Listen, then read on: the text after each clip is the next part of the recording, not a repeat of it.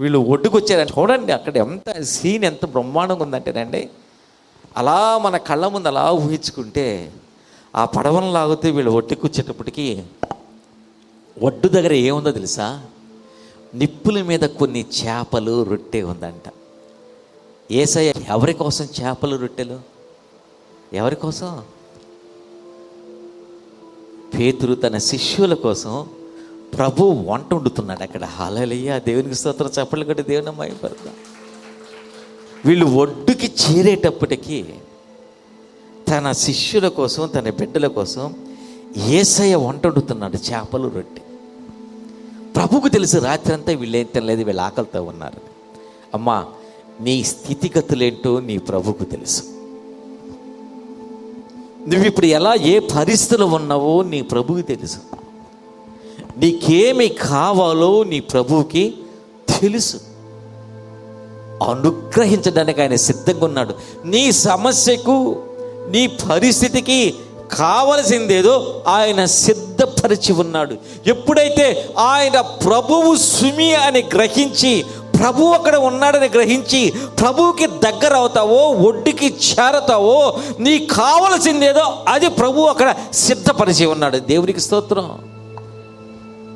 ప్రభు దగ్గరికి వెళ్దాం, ప్రభు దగ్గరికి వెళ్దాం, నా ప్రభు దగ్గరికి వెళ్దామని ఎప్పుడైతే అనుకొని ఒడ్డులో ఉన్న ప్రభు దగ్గరికి నువ్వు చేరతావో, నీకేమి కావాలో నీ పరిస్థితులు ఎరిగిన దేవుడు, నీ స్థితిగతులు ఎరిగిన దేవుడు నీకేమి కావాలో దానిని ఆయన సిద్ధం చేసి ఉన్నాడు.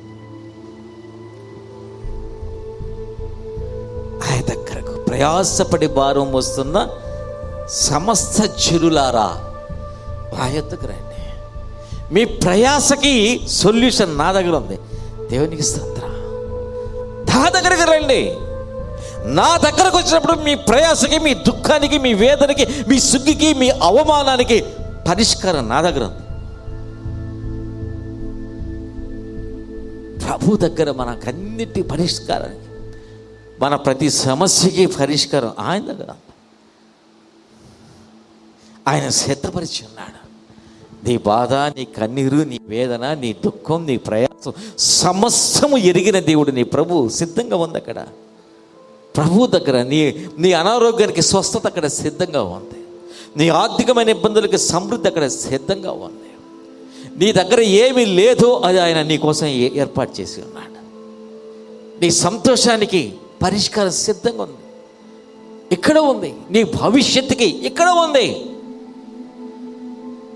ప్రభు దగ్గరికి వెళ్ళాలి మనం. ప్రభు మాట వినకుండా బహుశా వాళ్ళు కుడి వైపున వల వేయకుండా ఉంటే, నువ్వేంటి మాకు చెప్పేది అనుకుంటే, చేపలు దొరికేటియా? లోపడి ఆయన మాటకి దివారాత్రములు దానిని ధ్యానించువాడు ధన్యుడు. అతడు నీటి కాలువ యోరున నాటపడిన వాడే, ఆకు వాడుక తన కాలమందు ఫలమిచ్చు చెట్టు వలె ఉండను. వాక్యం మనల్ని మార్చేస్తుంది.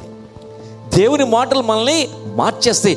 ఎలా మార్చేస్తాయిదయా దేవుని మాటలు మనల్ని అంటే? ఆకు వాడక తన కాలం మంది ఫలమిచ్చి చెట్టు వలె మనల్ని మార్చేస్తాయి. దేవునికి స్తోత్రం. తన కాలము మనం ఇచ్చేవాళ్ళగా, ఇచ్చే ఈ చెట్టుగా ఆయన మనల్ని మార్చేస్తాడు. మొన్న ఒక దగ్గరికి వెళ్ళా, ఒక పాస్టర్ గారు చర్చి శంకుస్థాపన ఏమంటే వెళ్ళా. ఇంకో పాస్టర్ గారు, మన యాకోబు గారు నా గురించి చెప్తా, అయ్యగారు వచ్చారు, కారు వేసుకుని వచ్చారు కదా, బహుశా మీరు అయ్యగారిని చూసి ఈ చర్చి శంకుస్థాపనకి అయ్యగారు మీరు ఏమన్నా ఇచ్చుంటాడేమోనని మీరు అనుకుంటారేమో. కరుణ కుమార్ అయ్య గారు ఏమీ లేదు అన్నాడు. కరుణ కుమార్ అయ్య గారు ముందే చెప్పాడు, అయ్యా నేనైతే ఏమి ఇవ్వను, ఇచ్చేవాళ్ళని పిలిపించుకోండి, నేనైతే ప్రార్థన మాత్రమే చేస్తానన్నాడు. ఈ పాస్టర్ గారు నాకు ఆ ప్రార్థనే కావాలయ్యా, మీరు రండి అని చెప్పి తీసుకొని వచ్చాడు. సరే నేను లేచా, ఆ పాస్టర్ గారిని పిలిచా, ఏమయ్యా అన్న. వచ్చాడు పాస్టర్. ఇంతవరకు నేను మీకు ఏమైనా రూపాయి ఇచ్చానా అన్న. ఏమి ఇలా. మరి నేను ఇవ్వకుండానే ఇంత పెద్ద సంఘం ఎట్టగట్టావయ్యా? ఇంత పెద్ద సంఘం నీకు ఇచ్చింది ఎవరు?